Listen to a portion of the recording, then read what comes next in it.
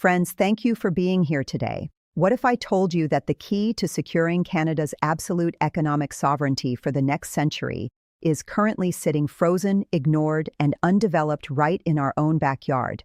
And what if the very superpower to our south, the one that routinely attempts to dictate terms to us on trade, tariffs, and border security, is entirely blind to this massive geographic checkmate we hold over them? We are living through a period of profound global realignment, a time when the old rules of international commerce and security are being rewritten. In this era of rising tensions and shifting supply chains, nations are desperately scrambling for resources, for secure logistical routes, and for the high ground in an increasingly unpredictable world. Yet, as we watch Washington panic over critical minerals, and as we observe Beijing and Moscow aggressively maneuver for Arctic supremacy, we in Canada are quietly sitting on one of the most powerful geographic assets on Earth. It is not a military base. It is not a fragile, shifting international alliance. It is a natural corridor stretching thousands of kilometers, connecting the resource-rich heart of North America directly to the Arctic Ocean. This is the Mackenzie River. And the fact that we do not have a unified national strategy centered upon it is not merely an oversight, it is a historical anomaly that we are uniquely positioned to correct, much to the strategic disadvantage of our more aggressive global neighbors. Now, to truly grasp this strategic anomaly, this continental powerhouse we've left completely untapped, we must first comprehend the sheer scale of the Mackenzie River system. This is not merely a body of water. It is a continental vascular system. Flowing from Great Slave Lake to the Beaufort Sea, the main stem runs for 1,800 kilometers. But the entire system, reaching all the way back into British Columbia through the Peace, Athabasca, and Liard rivers, stretches a staggering 4,241 kilometers. Its drainage basin encompasses 1.8 million square kilometers. To put that into perspective for those of us accustomed to the vastness of the Canadian Shield, that is an area roughly 20% of our entire landmass. It is a territory larger than the nation of Iran, larger than the state of Alaska, and roughly comparable to the entirety of Mexico. It culminates in a massive 13,000 square kilometer delta, delivering vast quantities of fresh water into an Arctic Ocean that major world powers are paying more attention to with every passing season. On paper, this is the exact type of geography that builds empires and underwrites national permanence. When we look around the globe, we see nations that have leveraged far lesser waterways to dictate terms to their continents. Consider the Rhine in Europe. Its basin is merely 1/10 the size of the Mackenzie's, yet it has been meticulously engineered into a circulatory system of deep ports and integrated canals that powers the industrial engine of Germany and Western Europe. Or more pointedly, look to the south. The Mississippi-Missouri River system drains the American interior and links it to the warm waters of the Gulf of Mexico. The entire American superpower narrative, their agricultural dominance, their industrial might, their ability to project economic power globally, is anchored by the Mississippi. It is the geographic lottery ticket that allowed the United States to build its empire of wealth. By stark contrast, the Mackenzie River functions in almost total silence. Along its entire course from Great Slave Lake to the Arctic coast, the total population is likely under 10,000 people. That is fewer residents than you would find in a single mid-sized neighborhood in Toronto or Vancouver. There are no major port cities humming with global trade. There is no deep-water Arctic gateway fed by a spine of national railways. For a river system of this immense scale, situated entirely within the borders of a G7 nation, this lack of development is nothing short of extraordinary. But Canada did not forget how to build national corridors. Our forefathers were visionaries of infrastructure. The issue is not a lack of capability. The issue is that for the past century, we built our corridors in the wrong direction. We built them to serve someone else. This brings us to a painful question. How did we fall into this historical trap? And what was the true cost of our constant southward gaze? Roughly 3/4 of the Canadian population lives within 160 kilometers of the United States border. Our economic core, the bustling metropolises of Toronto, Montreal, Vancouver, Calgary, and Edmonton, is fundamentally southern. Consequently, Our national spine of highways, railways, pipelines, and deep-water ports was engineered on an east-west axis, constantly pulled southward by the gravitational mass of the American economy. We engineered our nation not toward our own northern frontier, but toward the United States and the traditional Atlantic and Pacific trade routes. Consider the monumental effort of the St. Lawrence Seaway, opened in 1959. We spent billions of dollars flooding communities and moving mountains of earth to create an engineered shipping corridor that connects the Great Lakes to the Atlantic. It handles up to 40 million tons of cargo annually. But we must be honest with ourselves. While it benefited Canadian industry, the Seaway was largely a subsidy to the American Midwestern industrial machine. We spent our treasure to ensure Ohio and Michigan could get their goods to market cheaply. Meanwhile, we invested almost nothing in comparable nation-building terms to develop the natural, ready-made corridor we already possessed, flowing north to the Arctic. The real question is not why the Mackenzie is quiet. It is why Canadian leadership historically chose not to build around it. The answer lies in the deeply flawed, U.S.-centric economic model that has dominated our policy for too long. For decades, it was simply deemed cheaper and easier to send our resources south into existing American markets than to build sovereign northern systems. We piped our oil to American refineries. We trucked our minerals to southern railheads to feed American factories. We became the reliable, compliant resource quarry for the American empire. And what has this reliance brought us? History provides sobering lessons on the unreliability of American partnership when it comes to northern development. Look no further than the Condone project during the Second World War. In 1942, driven by a panicked American military terrified of Japanese strikes on the Pacific coast, the U.S. and Canada launched an emergency project to build a 900-kilometer pipeline from Norman Wells on the Mackenzie River across the mountains to Whitehorse. It was an astonishing feat of brute force construction, employing 25,000 workers and costing roughly $134 million in 1940s dollars, billions today. But what happened? It was completed in 1944 and it operated for barely 13 months. The moment the immediate panic subsided and it became marginally cheaper for the U.S. to ship oil by tanker from California, Washington unilaterally abandoned the project. They walked away, leaving mountains of rusting equipment and millions of dollars of infrastructure to rot in the Canadian wilderness. The Condone project stands as a stark monument to American short-termism and emotional reactivity. It proved that relying on U.S.-driven initiatives in our north leads to massive waste and sudden abandonment the moment their political winds shift.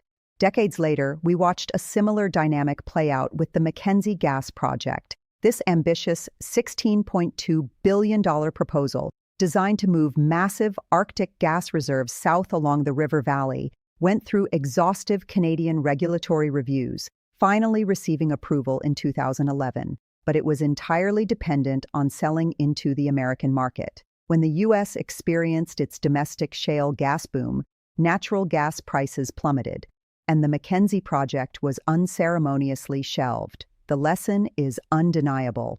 Whenever Canada ties its northern economic destiny to the whims of the American market, we lose. Relying on the United States for our economic validation is a strategic trap. True national security and economic self-reliance require us to build our own corridors to our own coasts on our own terms. To break free from that historical trap, we need to fully understand the true arsenal of autonomy we have at our disposal, the sheer resources and economic leverage waiting in the north. To understand why the Mackenzie corridor is the key to our future, we must look at what this river actually drains. It is not just water. It is a drainage corridor that ties together one of the most potent concentrations of natural wealth on the planet. First, consider the hydrocarbon baseline. The Peace Athabasca sub-basin drains northern Alberta, encompassing the Athabasca oil sands. We are talking about widely cited reserves of approximately 166 billion barrels of recoverable oil. Further north, the Mackenzie Delta itself lies atop massive, largely untapped natural gas deposits, and the producing oil fields at Norman Wells have been constrained by a lack of infrastructure since the 1920s. In an increasingly volatile global energy market, where the Middle East remains a powder keg and the U.S. oscillates between aggressive exportation and protectionist isolationism, possessing a secure, sovereign route to move our own energy to global markets via the Arctic is a matter of supreme national security. But the 21st century will not be fought over oil alone, it will be fought over technology. And here, the Mackenzie Basin offers an arsenal of autonomy. The Northwest Territories contain world-class deposits of gold, diamonds, and critically, tungsten. More importantly, the region is rich in rare earth element prospects. These are the indispensable building blocks of the modern world. They are the essential materials required for the MRI machines in our healthcare systems, the high-tech manufacturing that drives modern economies, the batteries required for the global energy transition, and the advanced defense systems that protect our borders. Currently, the global supply chain for these critical minerals is dangerously monopolized by nations that do not share our values, and the United States is in a state of visible, reactive panic trying to secure them. They are scrambling, trying to write legislation and throw tariffs around to protect supply chains they do not control. This is where Canada's opportunity for quiet dominance lies. We have the minerals in the ground. The historic problem has been the tyranny of distance. How do you move heavy, raw materials out of a remote, frozen wilderness cheaply and reliably? The Mackenzie River is the answer. Furthermore, the basin is blanketed in boreal forest and features massive hydroelectric potential, particularly along the Slave River. In any other nation, a river that integrates critical minerals, timber, hydrocarbons, and the massive, clean hydroelectric power needed to process those materials would be the undisputed backbone of national industry. Instead of continuing our historical mistake, digging up our sovereign wealth and shipping it south at wholesale prices to be processed in American factories, we have the geography to do it ourselves. By utilizing the Mackenzie as an integrated logistics and processing corridor powered by our own clean hydro, Canada can transform from a simple resource exporter into an indispensable global supplier of finished, high-value critical materials. We can dictate the terms of trade to the world, rather than waiting to see what tariffs Washington decides to impose upon us this week. Let us pause for a moment and consider what this physical infrastructure actually means the next time we are forced to sit across a negotiating table from Washington. For decades, we have endured the deeply frustrating ritual of American trade bullying. We have all watched as successive U.S. administrations, regardless of their political affiliation, have arbitrarily slapped tariffs on our steel, our aluminum, and our softwood lumber. They routinely invoke absurd national security justifications to penalize our vital industries, forcing our prime ministers to fly down to the White House, hat in hand, to negotiate exemptions from a supposed ally. This is the inevitable, humiliating dynamic when your entire economy is hardwired to be a dependent supplier to a single, highly emotional, and increasingly erratic customer. But a fully developed Mackenzie River corridor fundamentally alters that power dynamic forever. It transforms Canada from a vulnerable supplier into an indispensable, sovereign actor. The United States cannot build a 21st century economy, let alone maintain its global military superiority, without the very critical minerals that lie trapped in our north. Currently, they are desperate to build secure, North American supply chains. If we simply build dirt roads to dig up that raw ore and truck it south to American processing plants, we gain absolutely nothing. We remain a quarry. We remain subject to their tariffs the exact moment it becomes politically convenient for an American politician facing an election cycle. However, if we utilize the full potential of the Mackenzie, specifically the massive, untapped hydroelectric capacity of its northern tributaries, we can execute a masterclass in economic strategy. We can establish deeply integrated, high-tech refining and processing hubs right here in the Canadian North. We take the raw tungsten, the gold, the rare earths, and we refine them using our own abundant clean energy. We utilize the river's logistics to move these heavy, processed, high-value components straight to the Arctic coast, ready for global export, completely bypassing the U.S. border bottleneck whenever we choose. Imagine the absolute leverage this provides. The next time a U.S. president threatens to tear up a trade agreement or imposes unjust tariffs on our traditional industries, we do not respond with loud political rhetoric. We do not engage in their cable news theatrics. We respond with cold, hard economic reality. We quietly and politely remind them that the refined materials strictly required for their advanced aerospace industries, their electric vehicle fleets, and their national defense systems are manufactured in the Canadian North, controlled by Canadian infrastructure, and can just as easily be shipped via the Northwest Passage to eager markets in Europe or Asia. Furthermore, this level of total economic autonomy guarantees our own domestic security. When global supply chains inevitably seize up and the United States instinctively closes its borders to protect its own stockpiles, Canada will no longer be left vulnerable. The resources we need to manufacture technology for our world-class healthcare systems and sustain our standard of living will be secured entirely within our own sovereign borders. You simply cannot slap a punitive tariff on the very lifeblood of your own future economy. By moving up the value chain and controlling our own logistical route to global waters, we effectively immunize ourselves against American protectionism. We force them to treat us not as a subordinate partner, but as an equal. We don't need to win a shouting match. We simply need to hold the keys to the critical materials they cannot survive without. This is how a smart, grounded nation wins a trade war without ever firing a shot. You use your geography to build an impenetrable fortress of economic autonomy. I want to pause here for a second because this is a conversation we need to be having nationwide. Have you felt the frustration of watching our traditional industries repeatedly targeted over the years? Do you agree that true leverage comes from building our own infrastructure rather than just endlessly negotiating in Washington? Share your experience and your thoughts in the comments below. And if you value this kind of calm, reality-based analysis on Canada's future, please hit the subscribe button so we can continue to grow this community of strategic thinkers. Now, realizing the value of that arsenal brings us to the most urgent crisis and opportunity of our time: the melting chessboard of the Arctic, our new geopolitical front line. For most of modern history, there was a convenient excuse for ignoring the Mackenzie. Its outlet was the Arctic Ocean. And for centuries, the Arctic Ocean was not a highway. It was an impenetrable wall of ice. It was a barrier that kept the world out and kept our northern resources locked in. But that physical reality is vanishing before our eyes. The Arctic is not staying frozen. As the ice pulls back, the Mackenzie stops being merely a remote northern river and becomes the most strategically vital artery in North America. We are witnessing a geographical shift of historic proportions. In the 1980s, the Arctic ice cap covered roughly 7 million square kilometers at its summer minimum. Today, that has shrunk to approximately 4 million square kilometers, and projections indicate we could see largely ice-free summers in the coming decades. Impossible maritime routes are rapidly becoming navigable realities. The Northern Sea route along the Russian coast can cut shipping times from Europe to Asia by up to 40% compared to the Suez Canal. The Northwest Passage, winding through our own sovereign Arctic archipelago, offers similar, massive strategic potential. And the world's major powers are not waiting.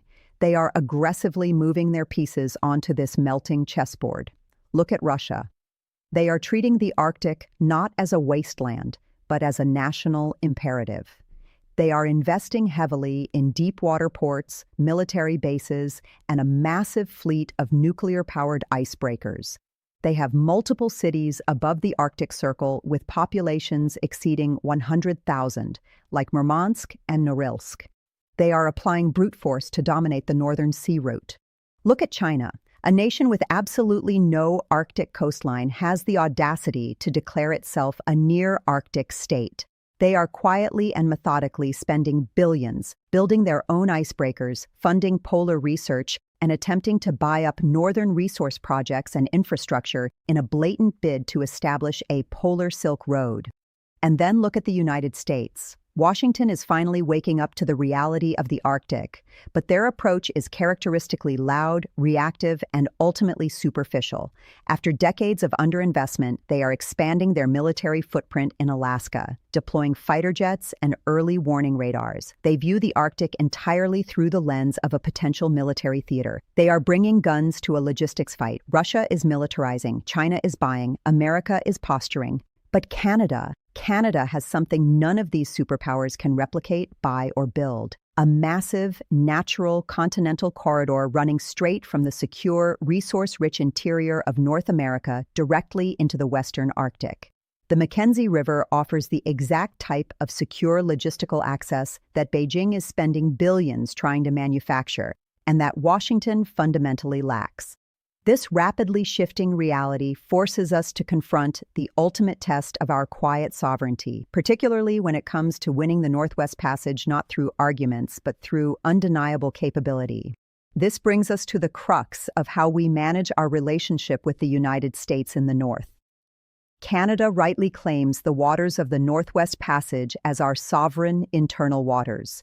It is our historic territory, deeply tied to the Inuit who have inhabited the region for millennia, yet the United States, in its typical disregard for the sovereignty of its allies when it conflicts with its own commercial interests, stubbornly insists that the Northwest Passage is an international strait, open to the unhindered transit of anyone, anytime. This is an unacceptable infringement on Canadian sovereignty.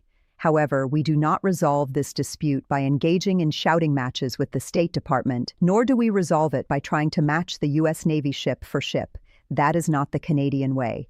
We win through the calm, methodical application of international law, backed by undeniable physical reality on the ground. In international law, sovereignty is not established merely by drawing lines on a map or delivering speeches at the United Nations. Sovereignty is solidified by capability, by administrative control, and by the actual exercise of jurisdiction. When the Arctic ice clears and commercial traffic inevitably rises, the risks rise exponentially. If a foreign oil tanker gets trapped or damaged in the Beaufort Sea, who responds?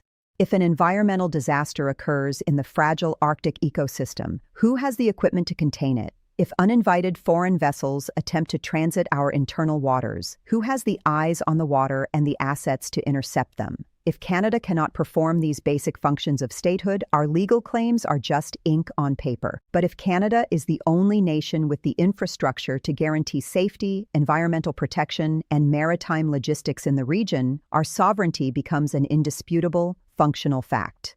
This is where the Mackenzie River transitions from an economic asset to our ultimate geopolitical weapon.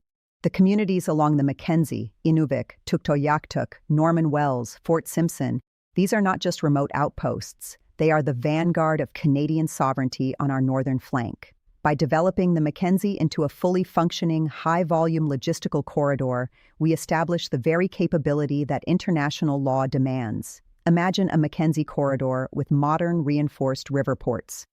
Imagine deep-water staging facilities at Tuktoyaktuk, fully equipped for environmental response and maritime search and rescue. Imagine a permanent, year-round Coast Guard and naval presence anchored not by distant southern bases, but supplied directly via our own internal river system. When we build this infrastructure, we effectively checkmate the American argument. The U.S. cannot legitimately claim the Northwest Passage is an unmanaged international strait when Canada actively administers it, regulates it, and provides the only lifeline of safety and logistics for thousands of miles. We don't need to fight the Americans over the Arctic. We simply need to out-administer them. We use our geography, our respect for law, and our quiet competence to render their aggressive legal arguments obsolete. We build the toll booth, we pave the road, and we calmly inform the world that they are welcome to pass through our sovereign territory, provided they follow our rules. So, what is the path forward? How do we execute a blueprint for Canadian nation building that actually meets the urgency of this moment? For over a century, the barrier to this vision has been the harsh reality of the North. We have been deterred by the ice that chokes the river for 6 months of the year, by the shifting, unstable permafrost that buckles roads and cracks foundations, and by the sheer, brutal distances involved. But we are a nation of engineers. We are the people who pushed a railway through the impenetrable granite of the Canadian Shield and across the Rocky Mountains to forge a country. We are not deterred by geography. We master it.